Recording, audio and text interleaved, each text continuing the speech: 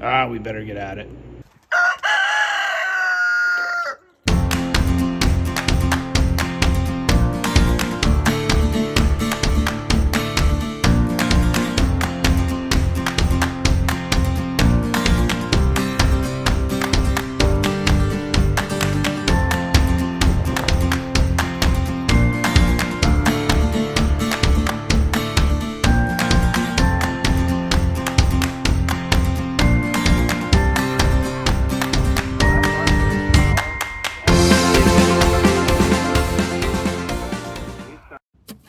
Hey folks, so we get asked quite often about recipes and how to cook different types of grass-fed beef cuts.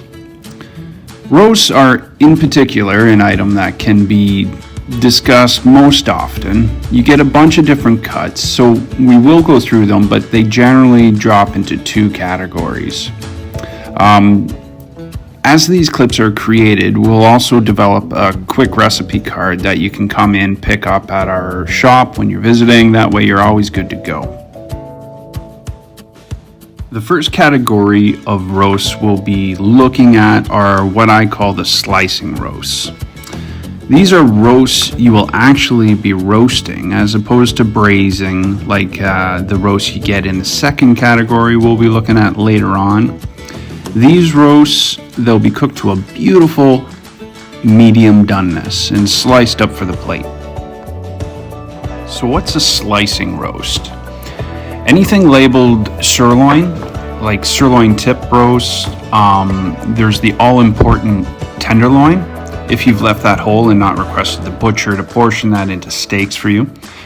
Same with the prime rib roast. If you haven't decided to slice that into rib steaks, which is bone in, or rib eye, bone out. Also, the eye of the round, that's a really nice slicing roast. Now, if these cuts are cooked too much, we will need to go ahead and call the proper authorities on you because you've committed a crime. I'm just kidding. Or am I? Here we have a nice 3-pound sirloin tip roast. This is good for about 4 to 6 people. You'll really want to thaw your roast out completely overnight in the fridge on a plate if it's butcher wrapped, and actually take it out for an hour and let it sit on the counter before we get going and preparing this roast. Get your oven preheated to 350. Season the roast with some salt and pepper. I've got rosemary here. We'll be chopping that up, getting it all over. I used pestle and mortar. And then start heating up a pan with some olive oil and we'll start searing off this roast. You'll want that pan nice and hot and we'll be searing off all sides, creating layers of flavor. You'll be glad you did. While that's happening, you'll want to cut some of these into that. No, I'm kidding. More like this. And make sure you keep checking that roast, flipping it every couple minutes. Who knew there were 6 sides to a round roast? I highly recommend you grab a whole bulb of garlic, cut the end off, and olive oil. Remove the roast here.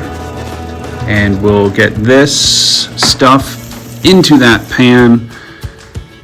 Also some of these items into that pan. And we'll be returning the roast to the pan also. If you have one of these temperature probes, get it in the roast at this point. The one I'm using is great. It's from Meter. It basically transmits the data to my phone, the temperature. And from my phone, I can set the cooking parameters. So I've got this to a sirloin roast. I wanted it cooked to medium. It will let me know along the way how things are going. It'll basically give me an estimated time of arrival because that kind of information is crucial to my son, who keeps asking every 5 minutes as the smell wafts through the house. So once you got that in the oven, you've got about an hour and a half of roasting time. So do what you got to do. I'm going to use my time dressing some baby potatoes with olive oil, salt, pepper, garlic powder, getting them in the oven in their own baking tray, and twiddling my thumbs until the timer ticks away. And voila, it's going to get busy now, defending this cut of beef from all the carnivores surrounding you as we go ahead and make a gravy.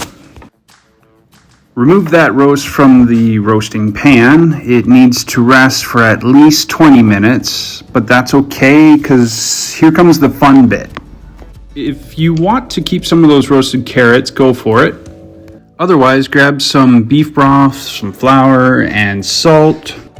Take a spoonful of that flour and put it in the pan.